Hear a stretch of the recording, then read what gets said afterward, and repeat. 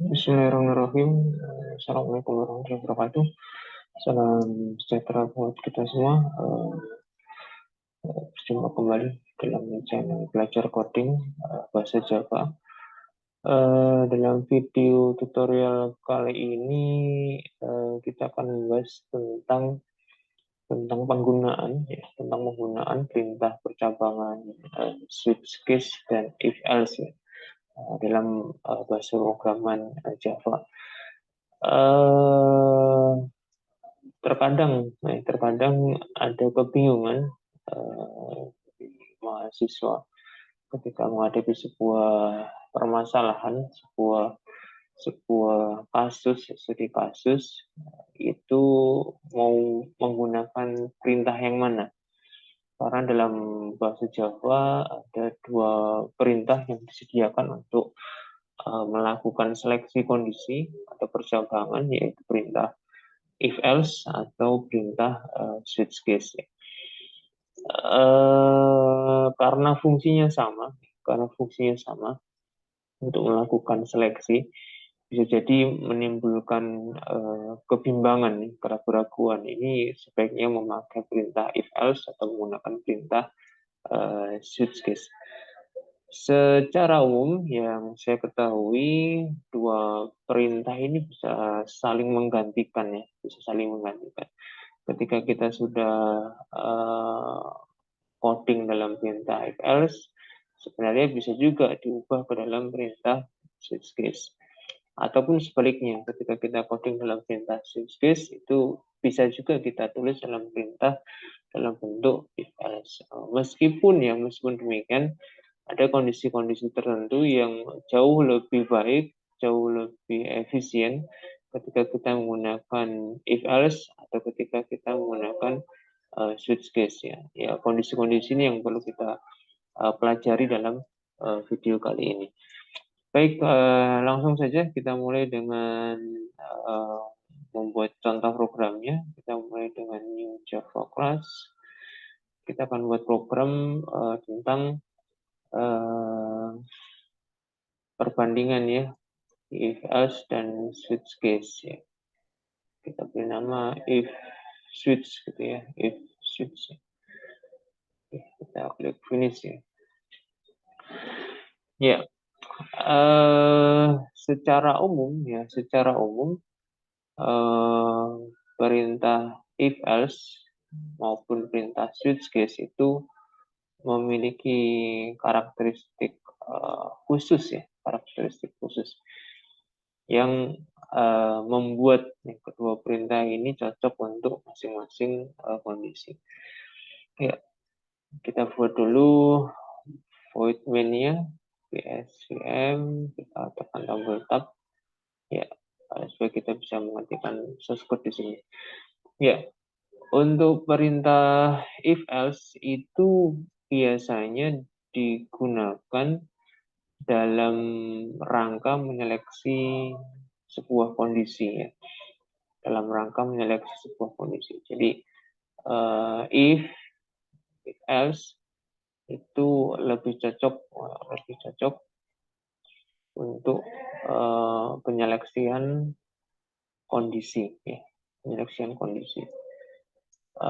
Contohnya seperti apa? Contohnya ketika ada penyeleksian kondisi yang mengakibatkan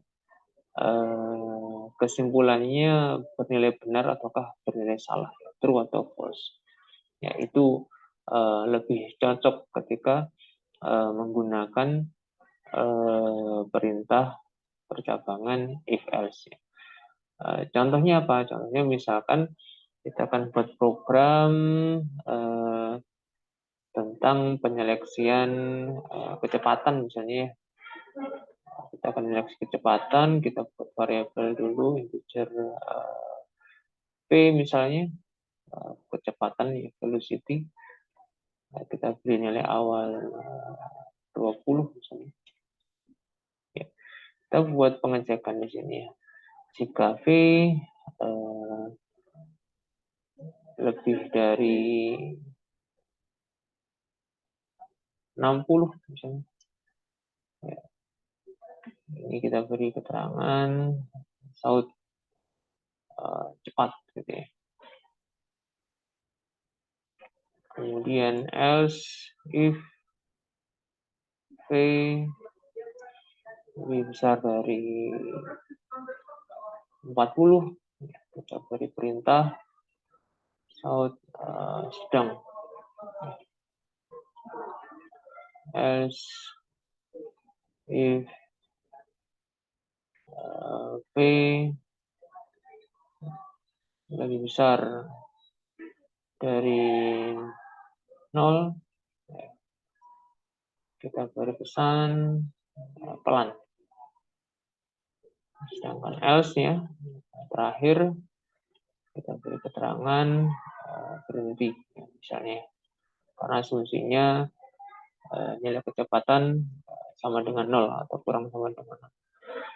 Ya, situasi seperti ini, ketika ada penyeleksian seperti ini, akan lebih tepat jika kita menggunakan perintah if else. Ya. Ini akan lebih tepat. Kenapa? Karena data kecepatan yang nanti dimasukkan oleh user, itu bisa bervariasi sekali, ya, bervariasi sekali. Mulai dari 0 sampai, kalau melihat aplikasi ini bisa sampai unlimited ya, suka-sukanya user ya. Dia mau ngisikan 10 boleh, ngisi 30 boleh, ngisi 70 mungkin, ngisi 100 juga bisa jadi, ngisi 1000 pun juga mungkin sekali ya, karena kita beri pengecekan kondisi kecepatan lebih dari 60. Ya, maka untuk situasi-situasi penyeleksian seperti ini, perintah if else jauh lebih cocok digunakan dibandingkan ketika kita menggunakan perintah switch case ya. Jadi dengan kata lain, if else ini cocoknya untuk opsi data masuk yang terbuka, begitu ya, yang terbuka. Artinya terbuka apa? Kita nggak bisa menentukan ya secara pasti ya. Opsi data masuk yang akan dipilih itu terbuka. Ya. Bisa jadi berupa range nilai, begitu ya. Range nilai. Jadi tidak spesifik ya, tidak tertentu, tetapi sangat terbuka ya, mau diisi berapapun angkanya. Nah, ketika situasi data yang kita seleksi seperti itu, maka penggunaan perintah if else jauh lebih efisien dibandingkan ketika kita menggunakan perintah switch case. Ya. Jadi ini catatan buat if else. Bagaimana dengan switch case? Switch case itu lebih cocok ya, lebih tepat ketika dihadapkan kepada pilihan-pilihan yang sifatnya tertutup. Kita coba buat ya, kita coba buat contoh programnya untuk yang switch case. Misalnya kita buat buah, misalnya ada data namanya buah, kita isi nilainya 2, nanti kita seleksi, misalnya ini program di toko buah ya, di mana aplikasi ini akan menyeleksi ya, kalau dipilih angka tertentu, dimasukkan angka tertentu, itu akan muncul nama buahnya ya. Jadi kita switch buah, kemudian kita tuliskan nih Q1 ini saut, misalnya yang pertama mangga misalnya. Jadi kalau dipilih 1 muncul mangga, kemudian kita break. Kemudian case 2 kita tampilkan jeruk misalnya, kemudian kita ikuti dengan break. Break boleh dituliskan di samping kalau ingin ringkas baris ya. Kalau ternyata perintahnya tidak terlalu banyak, boleh kita tuliskan di samping.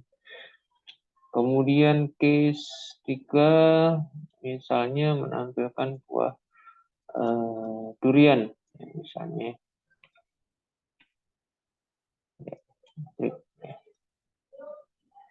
Kemudian kalau dimasukkan selain 1, 2, 3, kita beri opsi default, ya, shout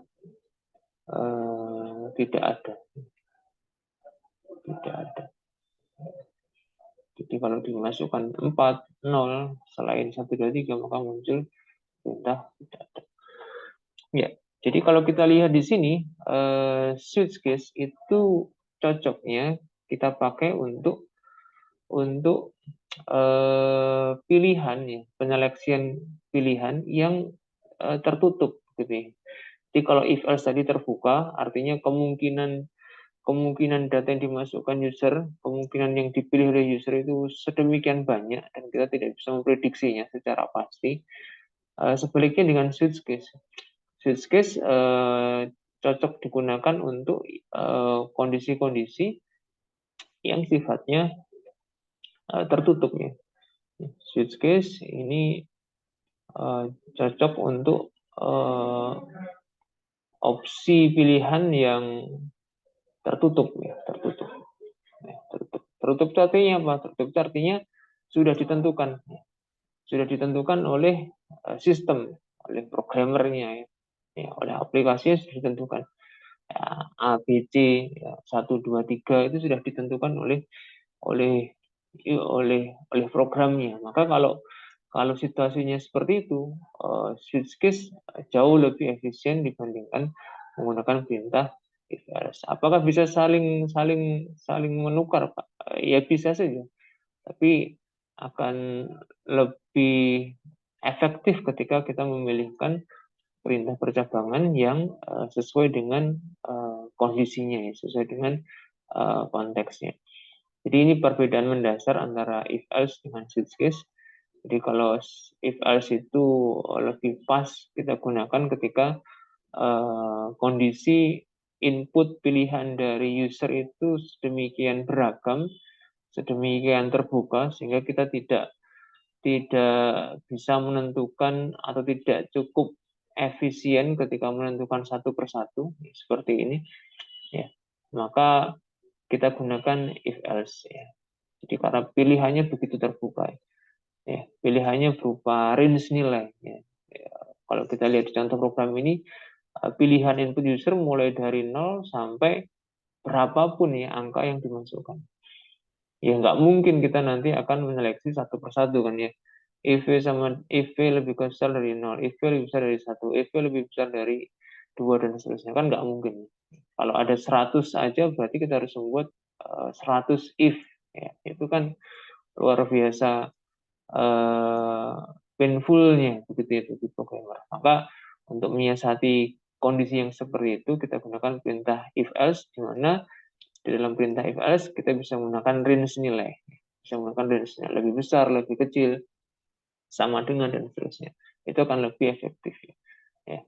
Sebaliknya kalau situasi pilihannya itu sudah definitif ya, sudah ditentukan ya, pilihannya definitif ya, ditentukan di awal sudah ditentukan, sifatnya konstan ya, konstan itu ya tetap begitu ya, konstan ya, maka penggunaan perintah switch case jauh lebih baik dibandingkan kita menggunakan perintah if else ya. Kapan biasanya kita pakai perintah switch case yang sering kita jumpai adalah ketika membuat aplikasi-aplikasi dengan menu program ya, dengan menu program seperti yang kita bahas di kelas kemarin ya.